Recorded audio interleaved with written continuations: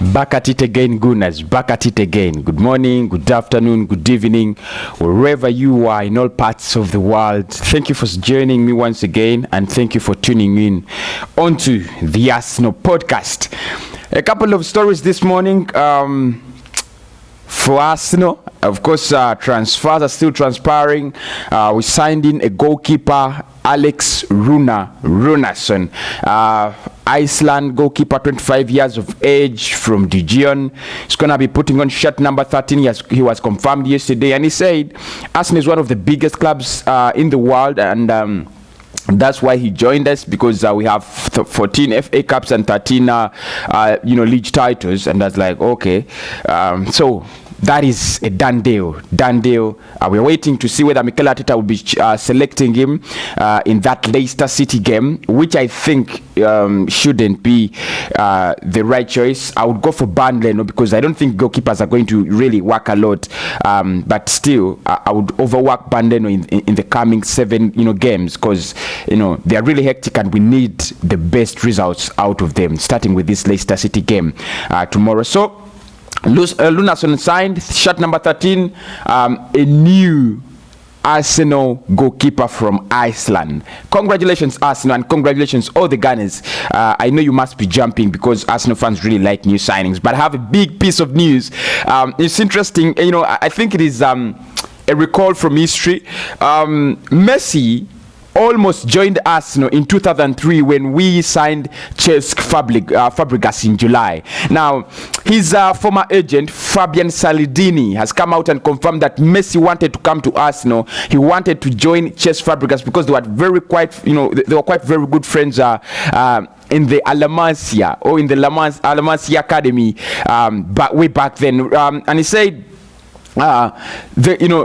the group of players that left Barcelona then, there was there was Gerard Piqué and Cesc Fabregas. Now, Messi wanted to go along with Cesc Fabregas, and Arsene Wenger had made the trio, that is Gerard Piqué, Cesc Fabregas, and Messi, his transfer priorities in 2003. However, Messi stayed at the Nou Camp. Gerard Piqué moved to Manchester United, where they didn't see his value, and obviously Arsenal signed Cesc Fabregas, and we made him the player he is today. I have no shame in saying this. I'm very confident we made Cesc Fabregas the player he is today.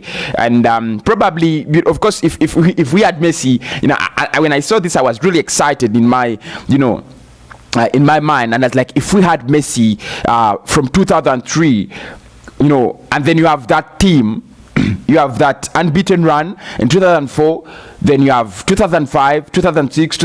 I think we would have been the best club. We would have been the best club in the world. But of course, by then we were selling so much of our best talent. So you're not sure that we would keep him.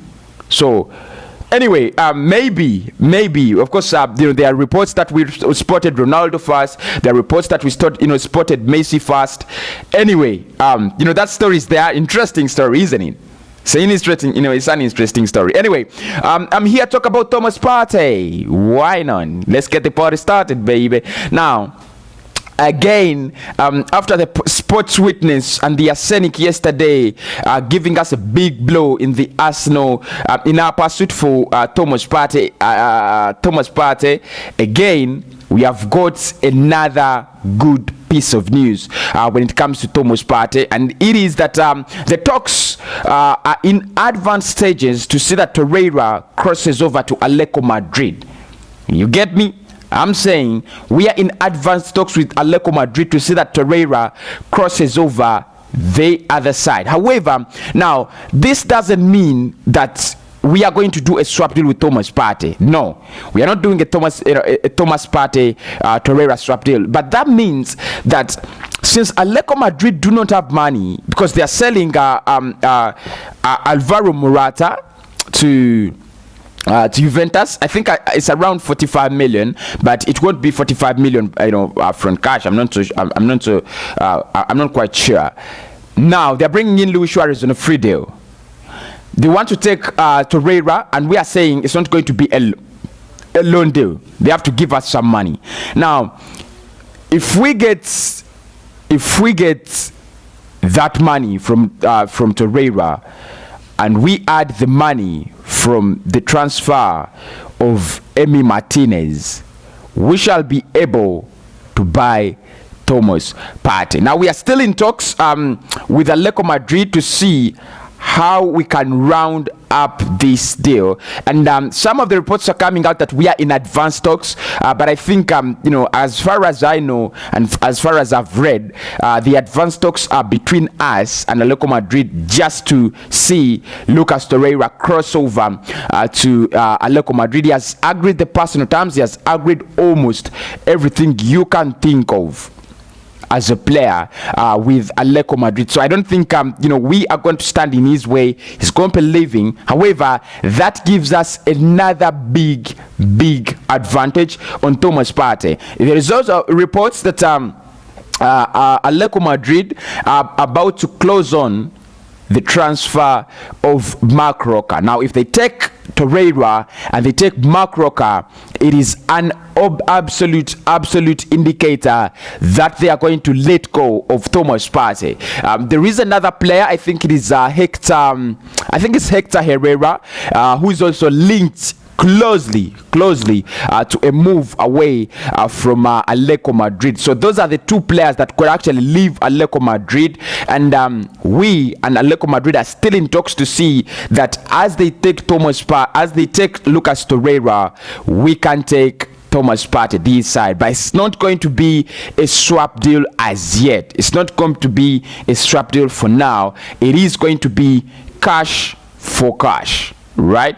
Cash for cash. So let us see how those transfer talks are going to be winding up. All right, still moving on. Shkodran Mustafi could be moving to Lazio in a deal that will see us get 10 to 12 million. Now that means we are making almost 25 million in loss, because we signed him at around 35 million, and Lazio saying if we can go for that price, they'll take the player and get him off our wage burden, which I would agree with, because Shkodran Mustafi, he was going to give you 20 million in him. I doubt he's going to have any other flamboyant season. You would rather let him go. Charles Watt says the player in himself, Thomas Partey, is still very positive. He has been talking to all the sources close to the player. He has been talking to all the reporters around Thomas Partey and Atletico Madrid, and they are saying Thomas Partey is still very positive and still waiting on Arsenal to hear or to see what they are going to do. Now, Watts was talking about this transfer yesterday on his YouTube channel, and of course I think he wrote an interesting piece about it on goal.com, so make sure you check it out. And he was saying that Partey is not desperate. If he's going to stay at Atletico Madrid, definitely there is no way he's going to, he's going to be disappointed. He's not going to force a move. And he said, however, he would want to move to the Emirates. He would want to play for Arsenal. He has already shown that to Atletico Madrid and his agents. And he says, however, although Arsenal are taking all their time, still Thomas Partey is very positive. He says he's still waiting to see what Arsenal is going to do. That will give him what he's going to do. Is he either signs a new contract, or he either signs a new contract at Atletico Madrid, or we go for him, trigger the release clause, and bring him up. So we are there in a lot of transfer uncertainty. There we are. Lastly, in this show, Guendouzi to Chelsea, there is a looming swap deal, and there are almost 3-4 players from Chelsea that have been suggested that Arsenal could actually swap for misfit Guendouzi, and those include N'Golo Kante, they include Tammy Abraham, Kovacic, and who else? Callum Hudson-Odoi. If I look at it in this way, they wouldn't give us N'Golo Kante. I don't think they would. They would be crazy if they did that. They would be crazy. Kovacic, yeah, I can think about that. because they have so many people in that midfield, and I think this is the reason as to why Chelsea have to offload as much as we need to offload.